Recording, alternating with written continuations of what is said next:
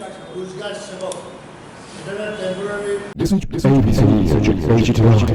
You're watching ABC News HD9. আমাদের chairman সাহেব কথা বলে এসেছেন ইনপাক্ট আমাদের কত দিচ্ছে আপনাদেরকে সেটা করার জন্য না করে তার জন্য যদিও বাজারঘাট আপনারা জানেন যে ওখানে যে বিধায়ক ছিলেন দিলীপ সরকারের অকাল মৃত্যুতে এই নির্বাচনটা হয়েছিল।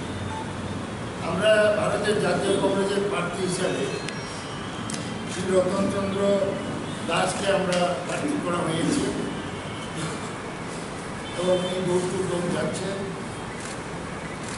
এই নির্বাচন প্রসঙ্গে আমি ইলেকশন প্রচার কমিটির তরফ থেকে যে চেয়ারম্যান দায়িত্বপ্রাপ্ত শ্রী বাদাঘাট এরিয়ার সকল স্তরের ভোটারদের কাছে একটি অ্যাপিল করব, এই নির্বাচনে রতন দাস জিতলে বিজেপি সরকারের পতন হবে, রতন দাস জিতলে কংগ্রেসের সরকার হবে না, কিন্তু 37 লক্ষ মানুষের উপকার হবে।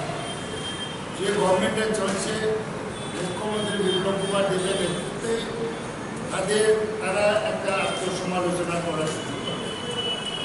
যেভাবে একটা পর একটা জনবিরোধী সিদ্ধান্ত নিয়েছে, হাসপাতালে ট্যাক্স বিভিন্নভাবে, আমি সবটা ব্যাখ্যা করে যাচ্ছি না, সেই সকল ব্যাপারে এবং নির্বাচনের প্রতিশ্রুতিতে একটাও তারা পালন করে না, এসব ব্যাপারে মহিলারা আত্মসমালোচনা করার একটা সুযোগ পাবে, তাহলে আমাদের ত্রিপুরার 37 লক্ষ মানুষের লাভ হবে।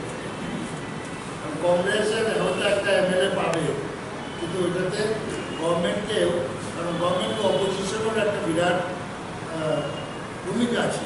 যদি আমরা জনগণ রতন দাসকে জিতায়, যতটা এই গভর্নমেন্ট রিয়েলাইজ করবে যে তারা কিছু ভুল ত্রুটি আছে সবসময়। আমি এবং বিশেষ করে বাদারঘাট বিধানসভা কেন্দ্রের যারা ভোটার বেশিরভাগ কংগ্রেসের অনুরাগী, কংগ্রেসের সঙ্গে তাদের আর্থিক রিলেশন, ইমোশনাল রিলেশন রয়েছে, তাদের বিবেকের কাছে আমরা আবেদন রাখছি যে এই নির্বাচনে আপনারা আমাদের প্রার্থীকে হাত চিনে ভোট দিয়ে রাজ্যের মানুষের সেবা করা শুরু।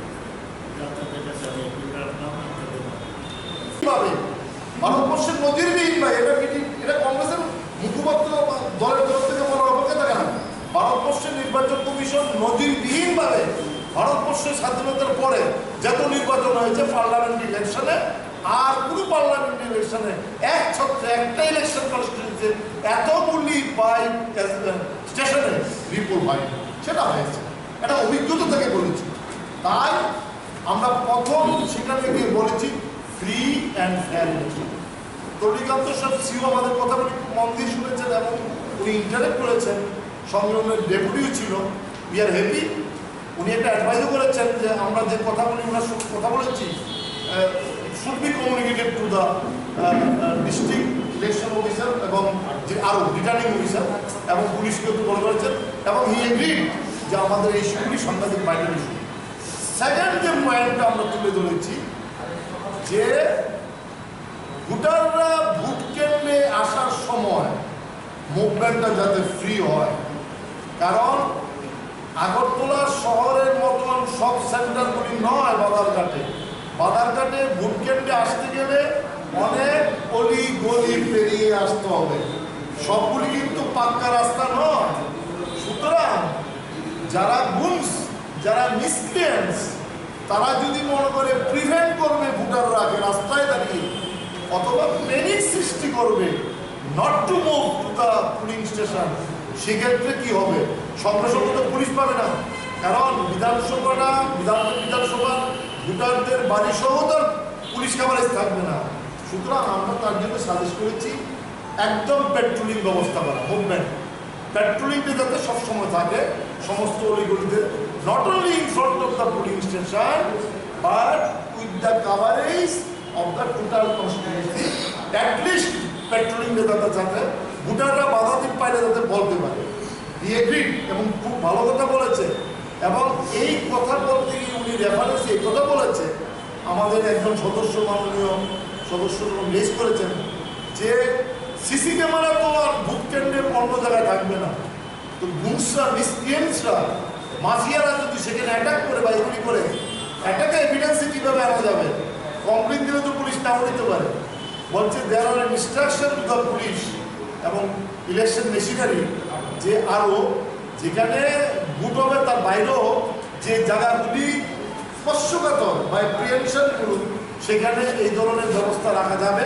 এবং কংগ্রেসকে আমরা প্রতিনিধিকে বলেছে আপনারা যদি এই ধরনের কোনো প্রিয়েনশন করেন you must submit the spot to the আরও, যে সেক্ষেত্রে সেখানেও তারা অ্যালার্মিং থাকবে।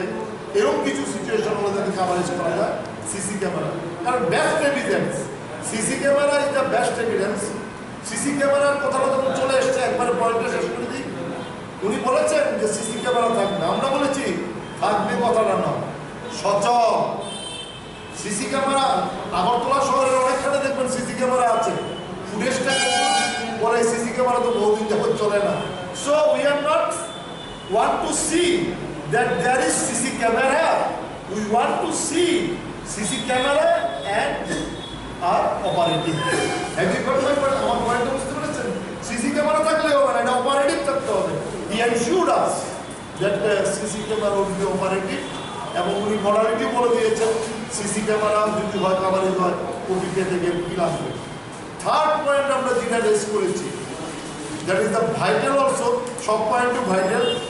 উই আর অ্যাপ্রিহেন্ডিং যে 22 তারিখে এই বাধারঘাটে যারা ক্ষমতায় আছে, যে দল পাওয়ারে থাকে তারা অ্যাডভান্টেজ নেয়।